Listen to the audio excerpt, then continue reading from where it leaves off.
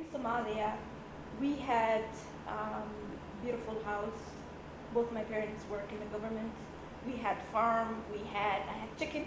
We had a lot of beautiful things. I never used to worry about life or anything. I was in second grade when the war happened, and I remember leaving my home with my family, not knowing where I was going, not knowing if I would ever come back. We left everything. I was only wearing one dress and the shoes, and that's all we took from our home. I remember driving through Mogadishu, traveling to Kenya. Still, you can hear the gun sound, you can hear all of that. And as a 7-year-old, very young, I was watching actually the sidewalk, and something moved, and I was like, "What was that moving?" And I looked, and it was a baby that was like 1 year old, and he was sucking his dead mother's breast. I remember crying, asking everyone to stop the car so we can take that baby home, or wherever we're going. If we die, it's gonna die with us. My cousin was driving the car at that time, stopped the car, he opened the window, boom, he got shot. So now we have my cousin who is injured driving us. Just that baby comes, how could you forget that? Wearing red shirt, I can see the sand on his face, all of that. So some of the incidents are like today. I was lucky, though all that happened. 1992, I ended up coming to America. And the first day I landed in America, everything was different. The only world I knew was Somalia, nothing else. To me, I was traumatized. And then going to school, not knowing where you are, not knowing the language, not knowing the culture, have never been to American school setting, all of that. So many years ago, I was thinking about, am I gonna make it alive? So now that I have this beautiful life, you don't like me, that's up to you. This is who I am. I am beautiful, I am peaceful, I work hard, I take care of my family, I take care of the community, and I give back. In America, you come to America, yes, you're in America, you go to school, you get educated, that is an opportunity, you give back.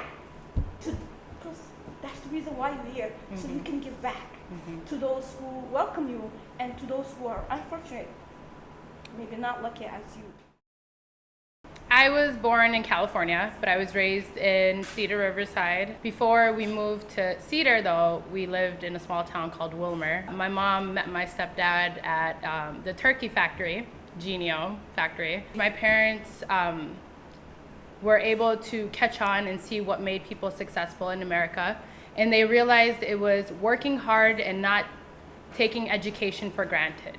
So when I was able to go to school, there was 2 different lives that I had, basically. There was Akram at school, who fit in with the other kids, and then there was Ikram at home, who was the eldest daughter. I took care of my younger siblings. I did all the chores. By the age of 13, I was able to take care of the entire house, okay? And so people my age are not really doing that much. And so my parents really had me form a mature mindset right away. They told me that I was able to do whatever I put my mind to, and they would tell me about, some of the horrific things that they've seen that I didn't have to experience myself. So really coming to America and me being born here and raised here, not being exposed to what my fellow colleagues here have been exposed to, it's really a blessing. I only had to adapt a little bit. It wasn't my entire world that was changed. When I was younger, when I was a teenager, my core values, my Islamic values were sometimes tested because I wanted to fit in. But as I gotten older, I realized that what really gets other people's respect and what really keeps you from being lost or falling astray is when you really hold on to what is important to you. And to me, what was important to me was what my parents taught me. I think that's what really made me successful today. I think it makes me a better nurse. And I'm able to distinguish what my personal core values are and separate that from affecting the people I care for. But at the same time, it makes me a better person. And just knowing the difference of I need to assimilate, but I don't need to assimilate all the way and forget who I am. I would say the biggest issue we have as a community is media giving us a black cloud. What happened to all the good things that we're doing? We have businesses. We're in every sector. We have elected officials. We have lawyers. We have kids who in community members who are doing so many things. Why I don't read those stories? Why every time I see the media, every time I read the media, or every time I watch something, it's all about negative? Speak up when you see someone belittling or saying something bad about the community. If I see a Somali saying, I don't like white people, I will stop them. Millions of white people, you don't like them? So if your parent, your girl, your daughter or your son, if he's doing something, bad or saying negative about this community whom he or she don't know, do not wait. Do not be like, why do I need to interrupt, or why do I need to confront this person? No, Yeah. confront them and say, no, there's Ikram who is a nurse, there's a Sud who is an activist and trying to help, young girls around the world go to school. There's a Saida who is trying to bring communities together.